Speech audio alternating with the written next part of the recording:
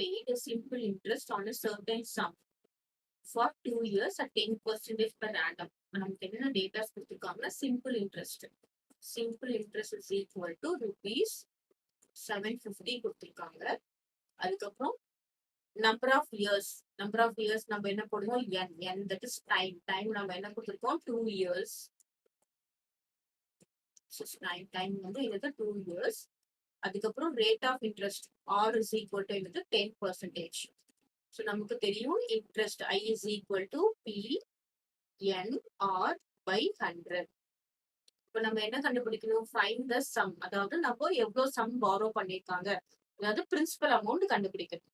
அப்போ நம்ம என்ன பண்ணலாம், இந்த பிரின்சிபல் அமௌண்ட் P இங்கேயே இருக்குன்னு வச்சுக்கோங்க, இந்த 100 இங்க மேல போகும் I into 100.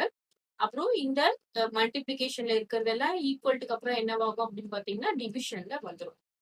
ஸோ இப்போ நம்ம ஃபைனலா நம்ம என்ன ஃபார்முலா கரைவாயிருக்கோம் அப்படின்னு பார்த்தோம்னா P is equal to I into 100 by N into R. இப்போ நம்ம P எழுதலாமா? P is equal to interest எவ்வளோ 750 into 100 divided by number of years என்னது 2 into rate of interest என்னது 10. That is equal to, இப்போ இங்க 0 நம்ம கேன்சல் பண்ணா இது 2 இது 5 2 சார் 10. இப்போ 750 into 5 5 5 sir 25 remainder 2 7 2 sir 35 3 7. So the sum or the principal amount is 3750.